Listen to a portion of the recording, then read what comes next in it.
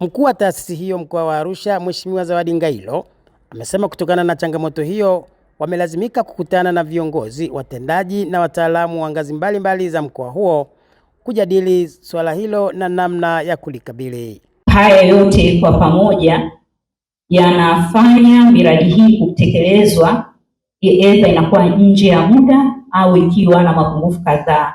Sasa kwa pamoja hapa tutakuwa na maazimio na bora ipi ya kuweza kuzuia mapungufu hayo ili tuweze kufanya kazi kwa pamoja na kufikia malengo yaliyokusudiwa kupitia dawati hili. Wakiwa katika kikao hicho kilichoongozwa na mkuu wa mkoa wa Arusha CPA Amos Makalla, mkuu wa dawati la kudhibiti rushwa kutoka TAKUKURU Bi Magdalena Kanje akaeleza baadhi ya ukiukwaji huo ulivyofanyika. Iko miradi ambayo inaletewa fedha lakini procedure za manunuzi zinachelewesha kuanza kwa mradi husika. Na katika mkoa wa Arusha, kata zote katika halmashauri zote tayari TAKUKURU imezifikia. Kero za wadau tumekuwa tukizichukua na tumekuwa tukishirikiana kwa karibu na taasisi zinazotoa huduma: TARURA, TANROADS, TANESCO, mamlaka ya maji, RUWASA, halmashauri. Na baada ya kupata mirejesho ya utekelezaji au mirejesho ya utatuzi wa kero, tumekuwa tukirudisha mrejesho kwa kupitia vikao vya mrejesho katika kata.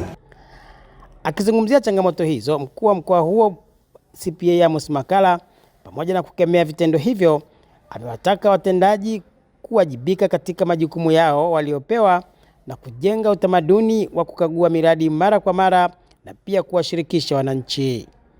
Kwanza ni kupongeze sana kamanda wa TAKUKURU wa mkoa kutuleta pamoja, tuwe na uelewa wa pamoja, mtazamo wa pamoja, tujue changamoto, tujue utekelezaji mzuri wa miradi ya maendeleo, na katika utekelezaji kuwe na ufanisi.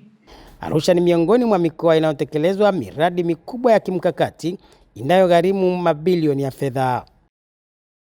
Katika kuendelea kukupa habari za kina na uhakika kupitia taarifa ya habari ya ITV, Jiji Letu, habari za saa na hapa na pale, ITV inakutambulishia waandishi wake mahiri wanaopatikana ndani na nje ya mipaka ya Tanzania, wakikuletea kila tukio linalotokea ndani ya saa 24, siku 7 za wiki 4 za mwezi na miezi 12 ya mwaka. Ni gwaride likitoka uwanjani baada ya kumaliza shughuli ambayo imeweka katika viwanja hivi vya maafisa wa polisi Kurasini jijini Dar es Salaam vinavyofahamika kwa jina la DPA. Nikiripoti kutoka hapa jijini Dar es Salaam, mimi ni Benjamin Mzinga wa ITV. Kutoka hapa katika bandari ya mkoa wa Tanga iliyopo katika jiji hili la Tanga, ni William Mgasija, ITV. Nikiripoti kutoka hapa katika kituo cha kuzalisha umeme wa gesi katika ofisi za shirika la umeme TANESCO Ubungo jijini Dar es Salaam, mimi ni Elvis Simbila wa ITV. ITV Superbrand Afrika Mashariki.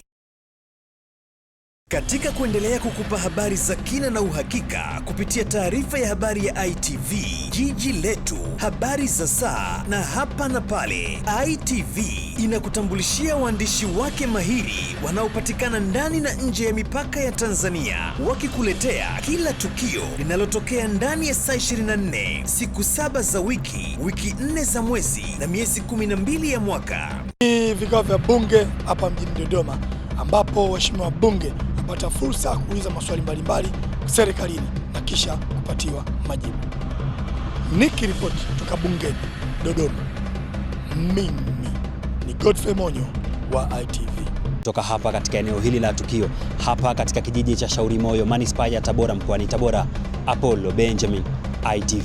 Ripoti kutoka katika eneo hili lililo katika manispaa ya Bukoba iliyoko mkoani Kagera, naitwa Audax Mtiganzi wa ITV. Katika bajeti hii ya Wizara ya Ardhi pia msisitizo umetolewa kwa watendaji kuzingatia haki na misingi ya kazi zao katika kuwahudumia wananchi, kuepusha migogoro ya ardhi.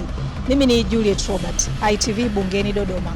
ITV Superbrand Afrika Mashariki.